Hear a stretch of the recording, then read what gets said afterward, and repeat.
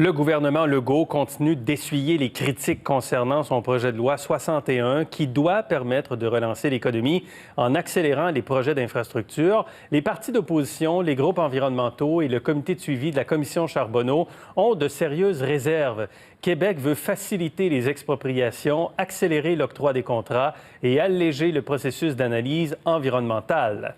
Avec nous ce soir, Jacques Letourneau, président de la CSN. On rejoindra également dans quelques instants le PDG de la Fédération des chambres de commerce du Québec. Jacques Letourneau, bonsoir.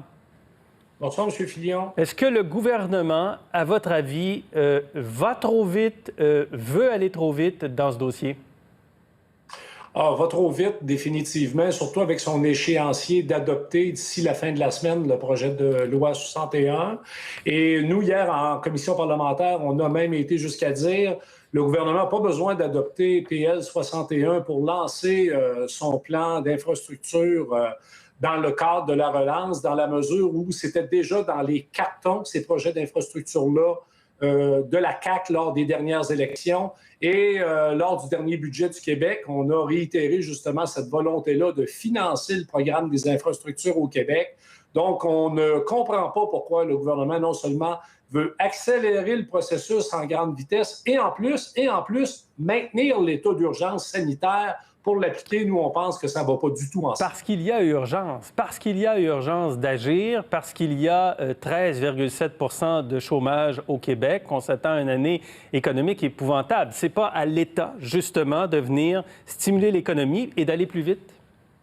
Nous, on est favorable avec l'idée de relancer une partie de l'économie par les infrastructures. Maintenant, le problème, c'est quand on regarde le projet de loi, là, puis il y a des juristes, puis vous l'avez même dit tantôt dans l'introduction, les gens là, qui ont suivi la commission Charbonneau, là, qui lèvent des drapeaux rouges en disant « Attention, accélérer, c'est une chose, mais contourner la réglementation, se donner des pouvoirs extraordinaires, justement, pour contourner les règlements en environnement, de contourner les processus d'appel d'offres. » Écoutez, même dans le projet de loi, là, on donne les moyens au gouvernement du Québec, par exemple, de continuer avec des arrêtés ministériels pour imposer des nouvelles conditions de travail. Nous, on dit, écoutez, l'état d'urgence sanitaire, ça peut peut-être se défendre. Nous, ça ne faisait pas notre affaire là, quand on nous imposait des arrêtés ministériels. Mais dans un contexte de crise sanitaire comme celui qu'on a connu en mars, avril, mais là, sérieusement, on est dans une période de déconfinement. Oui, on a besoin de projets structurants. Les infrastructures, c'est une chose, mais il manque quand même des choses importantes. Bien. Des pans entiers de notre économie ne sont pas non plus couverts par PL 61. Alors, Charles Milliard se joint à nous, PDG de la Fédération des chambres de commerce du Québec. Bonsoir. Bonsoir, désolé pour la connexion. Non, bien ça va, on est habitué là, de ce temps-ci. Est-ce que c'est trop rapide pour vous, ce projet de loi, où l'urgence économique justifie qu'on accélère des projets et qu'on aille assez rapidement avec l'adoption de ce projet de loi? Bien, écoutez, je pense que la réponse est un peu dans le milieu. J'entendais M. Letourneau mentionner qu'il y a plein de choses qui ne sont pas dans le projet de loi. Je pense qu'il faut étudier le projet de loi pour ce qu'il est, c'est-à-dire un plan pour favoriser les infrastructures un peu partout au Québec avec 202 projets et d'avoir des mesures donc qui permettent d'accélérer certains processus administratifs. Alors, c'est pas le plan de relance du gouvernement. Donc, dans ce sens-là, moi, je pense que on pense en fait à la Fédération que c'est un projet de loi qui est intéressant, mais il est perfectible.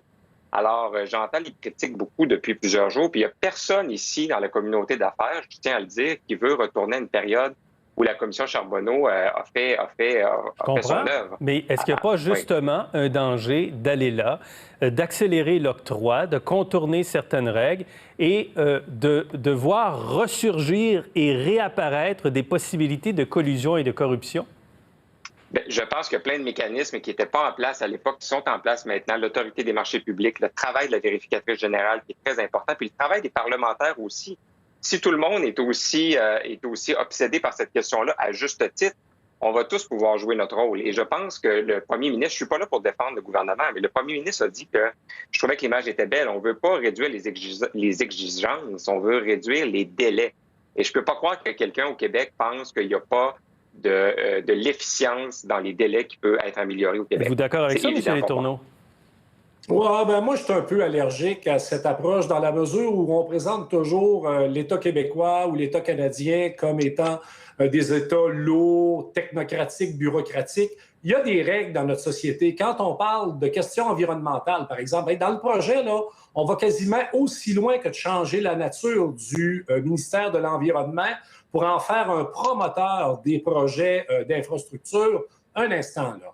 Donc, moi, je pense qu'il y a moyen, effectivement, de mettre les bouchées doubles pour permettre la mise en chantier de ces projets-là sans suspendre les fondements de notre État de droit et les principes qui régissent notre démocratie. Donc, je le répète, nous, le projet d'infrastructure, on est favorable. Nous, on pense, on l'a même dit au premier ministre, M. Legault, le 1er mai, puis à M. Dubé. Il nous a demandé des efforts au niveau de la construction. On sait qu'il y a une crise de la main-d'œuvre dans le secteur de la construction, quand bien même on partirait tous ces projets-là demain matin, là, au mois de juillet, pour construire des maisons des aînés, puis prolonger la ligne bleue, puis construire des tramways, on manque de monde. Donc, le premier ministre a dit qu'il va falloir faire des efforts au niveau de la formation de la main-d'œuvre, tout ça. Donc, la lourdeur administrative, bureaucratique, je ne dis pas que ça n'existe pas, mais sérieusement, là, suspendre des droits fondamentaux et surtout contourner les règlements pour atteindre ces objectifs-là. Est-ce que vous ne pensez pas, Charles Milliard, que le gouvernement profite de l'occasion pour accélérer certaines balises administratives, justement, ou réglementaires qui existent, pour aller plus vite sur ces projets-là, puis se dire, ben voilà, il y a une crise, on profite de la situation, on va plus rapidement? Mais je trouve ça un peu méprisant pour la communauté d'affaires puis pour le gouvernement, je dois vous le dire, de penser que tout le monde veut s'esquiver des délais et des exigences qu'on peut avoir dans des projets. Alors, je pense que la position de M. Letourneau et la mienne n'est pas si loin que ça. Je pense qu'on reconnaît qu'il y a une certaine lourdeur administrative. Et c'est pas un discours qui est nouveau depuis la pandémie. C'est un discours qui existe depuis longtemps, qu'on pense qu'il y a certains projets qui prennent de l'eau dans le gaz avant d'avoir lieu au Québec. Et l'occasion est bonne si c'est bien balisé. Et il y a des amendements qui sont possibles. Hein. J'ai fait une liste des amendements là, qui sont discutés, hein, entre autres sur la durée donc, de l'urgence sanitaire de 2 ans, sur la portée de l'article 50 dans la loi. Donc, il y a plein de choses où je pense que les parlementaires doivent faire leur travail dans les prochaines semaines. Mais vous ne pourrez pas me faire dire que c'est pas une bonne idée d'accélérer la croissance économique au Québec avec des projets comme celui-là, s'ils sont bien balisés. Est-ce que c'est une bonne idée, M. Letourneau, d'accélérer la croissance économique avec ce plan de relance? Nous, on va préférer le développement et la croissance plutôt que l'austérité, ça c'est clair, surtout que le ministre des Finances va nous annoncer bientôt qu'on est dans une situation d'endettement épouvantable. Ça, il n'y a pas de doute là-dessus. Mais quand nous, on parle d'une vision par rapport à la question du développement économique et même des projets d'infrastructure, je vais vous donner un exemple d'incohérence. Et vous avez 20 secondes. Dans le projet de loi 61, les maisons des aînés. On nous dit que c'est la solution partout au Québec et à Montréal, on renouvelle des CHSLD alors que c'est là qu'on a eu l'épicentre de la crise sanitaire chez les personnes âgées. Il y a une incohérence, il y a quelque chose qui ne marche pas là. Ça m'apparaît évident. Merci beaucoup, Jacques Letourneau et Charles Milliard d'avoir été là, de justesse également. Merci bien. Merci. Merci.